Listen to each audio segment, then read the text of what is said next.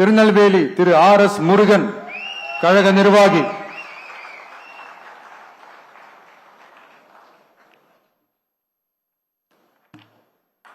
அம்பாசமுத்திரம் திரு S Rajagopal Tirunelveli தெற்கு மாவட்ட கழக செயலாளர்.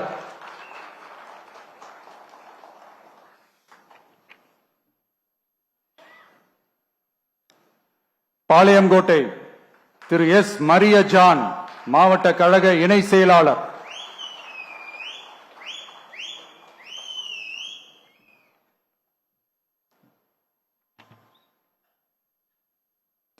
நாங்குநேரி திரு ரெட்டியப்பட்டி நாராயணன் கழக நிர்வாகி.